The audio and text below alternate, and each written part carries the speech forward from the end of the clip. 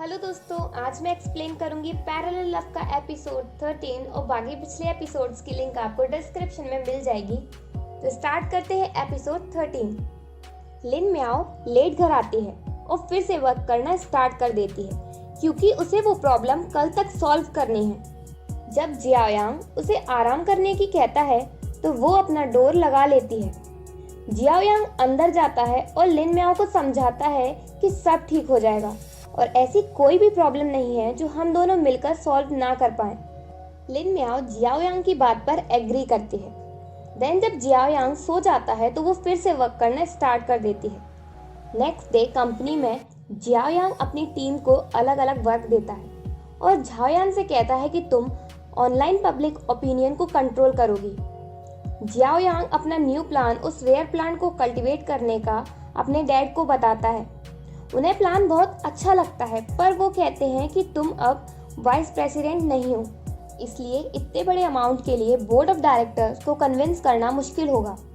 इसलिए अभी तुम इस प्लान के लिए रुको, पहले तुम हैंगवान कंपनी के न्यू होटल बनाने का होंग्यू ग्रुप को दिलवाओ और अगर तुम ये काम सही से नहीं कर पाए तो डायरेक्टर तुम्हें कोई भी प्रोजेक्ट नहीं देंगे। जियाओयांग जब वापस आता है तो वो लिन म्याओ से कहता है कि तुम वापस से इस प्रोजेक्ट को ज्वाइन कर लो। लिन म्याओ बहुत खुश होती है।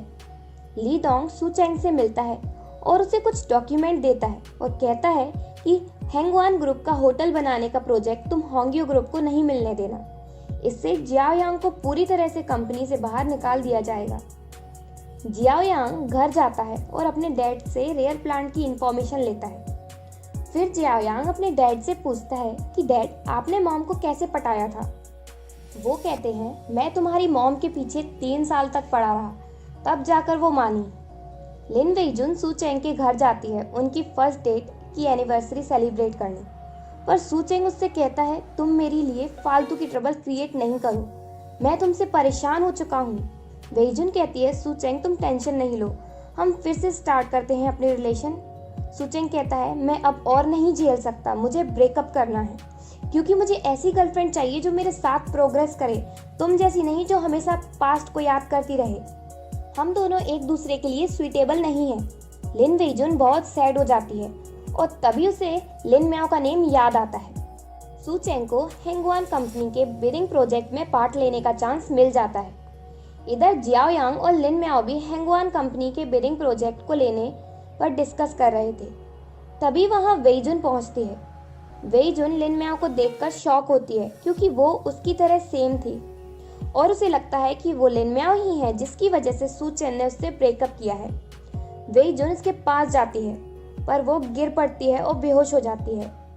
जियाओयांग और लिन म्याओ उसे हॉस्पिटल लेकर जाते हैं। सू चेंग और जियाओयांग वार्ड के बाहर खड़े हैं। जियाओयांग सू चेंग को वार्न करता है और कहता है कि मैं ना तो होटल का प्रोजेक्ट छोड़ूंगा और ना ही लिन म्याओ को, और इन दोनों के बीच चिंगारी और भड़क जाती है। अंदर वार्ड में वेइजुन लिन म्याओ को फालतू फालतू सुनाती है कि तुम्हारी वजह से सू चेंग ने मेरे साथ ब्रेकअप किया, ये वो ब्ला ब्ला। लिन म्याओ उसकी बातें सुनकर परेशान होती है और सोचती है कि मैं पास्ट में इतनी अनरीजनेबल थी। लिन म्याओ वेइजुन पर गुस्सा करती है और उसे समझाती है, सू चेंग अब तुम्हें नहीं चाहता, इसलिए अब तुम खुद को इम्प्रूव करने की कोशिश करो। पर वेइजुन कहती है, सू चेंग मेरी लाइफ है। देन जियाओयांग और लिन म्याओ वार्ड के बाहर बैठे हैं। जियाओयांग लिन म्याओ को कैंडीज देता है। लिन म्याओ ये कहकर मना कर देती है कि मुझे मीठा पसंद नहीं है। भाई, मीठा किसे पसंद नहीं होता, मुझे तो बहुत पसंद है और शायद आप लोगों को भी हो। मीठे को छोड़ते हैं, वापस एक्सप्लेनेशन पे आते हैं। जियाओयांग इस बात पर बिलीव नहीं करता कि लिन म्याओ 10 साल पहले इतनी पागल सी लड़की थी, बिल्कुल अनरीजनेबल। लिन म्याओ कहती है कि शायद गॉड ने मुझे वापस यही सब देखने के लिए भेजा है। जियाओयांग कहता है कि तुम वेइजुन से लिन म्याओ बनी, इस बीच तुमने बहुत सफ़र किया होगा, इसलिए ये कैंडी खाओ क्योंकि तुम जैसे लोग जिनने बहुत सारी हार्डशिप का सामना किया है उन्हें बहुत सारी स्वीटनेस चाहिए लाइफ में भरने के लिए। देन जियाओयांग और लिन म्याओ हैंगवान कंपनी में जाते हैं बिडिंग प्रपोजल लेने। वहाँ कुछ लोग जियाओयांग का मजाक उड़ाते हैं। लिन म्याओ को बहुत गुस्सा आता है। जियाओयांग उसे मना कर देता है कि वो उनसे कुछ ना बोले। इधर हैंगवान कंपनी के मैनेजर लू सू चेंग को प्रपोजल दे देते हैं। देन जियाओयांग और लिन म्याओ को मैनेजर लू मिलते हैं। पर वो उन्हें प्रपोजल देने से ये कहकर मना कर देते हैं कि अभी तुम्हारा मिलने का टर्न नहीं आया। जियाओ यांग प्रपोजल लेने में और लेट नहीं होना चाहता, इसलिए वो अपना फोन निकालकर प्रिटेंड करता है कि वो कंपनी के जनरल मैनेजर लियू से बात कर रहा है और वो बिड देने की कह रहे हैं। तो मैनेजर लू उन्हें प्रपोजल दे देते हैं। जियाओ यांग और लिन म्याओ बिल्डिंग देखने जा रहे हैं साथ में। जियाओ यांग देखता है कि लिन म्याओ के शू लेसेस खुल गए हैं, तो वो खुद ही लिन म्याओ के शू लेसेस बांधता है। जियाओ यांग लिन म्याओ को बिल्डिंग पर लेकर जाता है और बताता है कि बनने के बाद ये सिटी की लैंडमार्क बिल्डिंग हुआ करती थी। जियाओ यांग थोड़ा दुखी होता है और बताता है कि होंग्यू ग्रुप की बिल्डिंग सबसे टॉलेस्ट थी, पर अब इसको बहुत जल्दी कोई रिप्लेस कर देगा। जियाओ यांग कहता है ये बिल्डिंग और बिजनेस मेरे मॉम और डैड ने मिलकर बनाया है। मुझे डर है कि कहीं फ्यूचर में मैं इसे सही से संभाल नहीं पाया तो मेरे पेरेंट्स बहुत डिसअपॉइंट होंगे। लिन म्याओ उसे समझाती है कि ऐसा कुछ नहीं होगा, तुम कंपनी को बहुत अच्छे से संभाल लोगे। यही जियाओ यांग एक बार फिर लिन म्याओ से कन्फेस करता है और पूछता है क्या तुम हमेशा मेरे साथ रहोगी। लिन म्याओ सोचती है कि मुझे थोड़े टाइम बाद तो वापस जाना ही है।